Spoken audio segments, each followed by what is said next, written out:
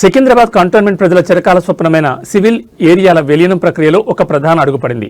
Cantonment MLA Ganesh ఫిబ్రవరి 1, 2026 సమర్పించిన అధికారిక వినతిపత్రంపై భారత గౌరవ రాష్ట్రపతి కార్యాలయం సానుకూలంగా స్పందించింది.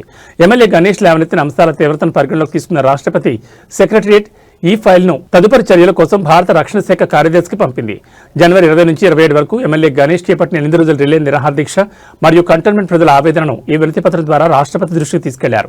రక్షణ శాఖ నుంచి కంటోన్మెంట్ బోర్డుకు రావాల్సిన 1200 కోట్ల సర్వీస్ ఛార్జీల బకాయిల వల్ల పౌర సేవలు కుంటుపడుతున్నాయని ఎమ్మెల్యే తన వినతిపత్రం ద్వారా రాష్ట్రపతికి వివరించారు. 2021 నుంచి ఎన్నికలు లేక నామినేట్ పాలనలో మగ్గుతున్న 4 లక్షల మంది ప్రజలకు రాబోయే జీహెచ్ఎంసీ ఎన్నికల్లో కంటోన్మెంట్ బోర్డును రాష్ట్ర ప్రభుత్వం మున్సిపల్ కార్పొరేషన్లో విలీనం చేసి ఓటు వేసే అవకాశం కల్పించాలని ఎమ్మెల్యే కోరారు. రాష్ట్రపతి కార్యాలయం డిఫెన్స్ సెక్రటరీకి లేఖ రాయడంపై ఎమ్మెల్యే గణేష్ శనివారం తన క్యాంపు కార్యాలయంలో స్పందిస్తూ ఇది కంటోన్మెంట్ ప్రజల ఆత్మగౌరవ పోరాట విజయమన్నారు. మా విన్నపాన్ని రక్షణ శాఖ కార్యదర్శికి పంపడం ద్వారా రాష్ట్రపతి కార్యాలయం మా సమస్య పరిష్కారానికి మార్గం సుగమం చేస్తుందన్నారు. విలీన ప్రక్రియపై తక్షణమే తుది గెజెట్ నోటిఫికేషన్ విడుదల చేయాలని కేంద్ర ప్రభుత్వాన్ని డిమాండ్ చేశారు. అప్పుడే మా ప్రజలకు పూర్తిస్థాయి ప్రజాస్వామ్య హక్కు లభిస్తాయని అన్నారు. రాష్ట్రపతి కార్యాలయం నుంచి వచ్చిన ఈ స్పందనతో ఇప్పుడు కేంద్ర రక్షణ శాఖపై ఒత్తిడి పెరిగిందని, విలీన ప్రక్రియను వేగవంతం చేసి సివిల్ ఏరియాలను జీహెచ్ఎంసీలో కలిపే వరకు ఈ పోరాటం ఆగదని ఎమ్మెల్యే స్పష్టం చేశారు.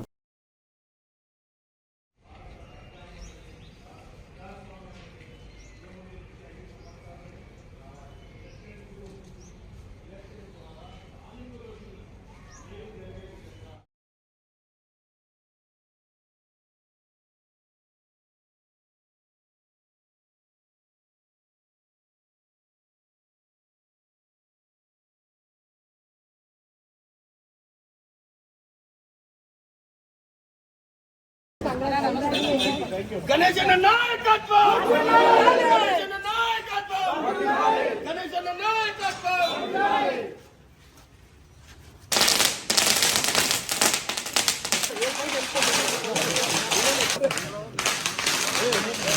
అభిమానం కదా.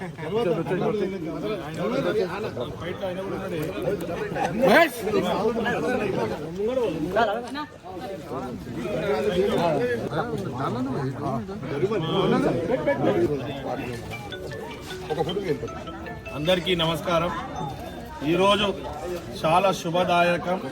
ప్రెసిడెంట్ ఆఫ్ ఇండియా ఆఫీస్ నుంచి డిఫెన్స్ సెక్రటరీకి ప్రెసిడెంట్ ఆఫ్ ఇండియా ఆఫీస్ నుంచి ఒక లెటర్ పోయింది.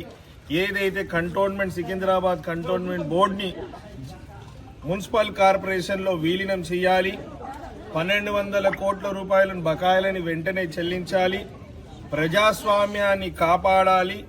ఏ విధంగా అయితే రానున్న రోజుల్లో జిహెచ్ఎంసీలో మున్సిపల్ కార్పొరేషన్ ఎలక్షన్స్ అవుతుందో దాంతో పాటే మా ప్రాంతాన్ని బోర్డుని మున్సిపల్ కార్పొరేషన్లో విలీనం చేసి మనకు ఎలక్షన్ పెట్టాలని ఏదైతే డిమాండ్స్ తోటి 8 రోజులు కంటోన్మెంట్ వ్యాప్తంగా జనాలు వచ్చి రిలే నిరాహార దీక్షలో పాల్గొని జనాలందరూ కోరుకుంటుంది, యువత కావచ్చు, బస్తీవాసులు కావచ్చు, కాలనీ వాసులు అందరూ కూడా ఈ కంటోన్మెంట్ బోర్డు మెర్జ్ అయితేనే ఈ ప్రాంతం డెవలప్మెంట్ అవుతుందని ఒక నమ్మకంతో అందరు పాల్గొని రిలే నిరాహార దీక్ష తర్వాత నేను అందరికీ లెటర్ రాశాను. అందులో భాగంగానే ప్రెసిడెంట్ ఆఫ్ ఇండియా కూడా లెటర్ రాస్తే మాకు డిమాండ్స్ ఏముందని వారికి రాస్తే న్యాయమైన డిమాండ్ అని వారు భావించి వారు కూడా డిఫెన్స్ సెక్రటరీకి ఇంకా కన్సర్న్ మంత్రులకంతా లెటర్ పెట్టడం ఇదొక మనకు ఫస్ట్ విజయం అని కూడా ఈ సందర్భంగా కంటోన్మెంట్ ప్రజలకు తెలుపుతున్నాను.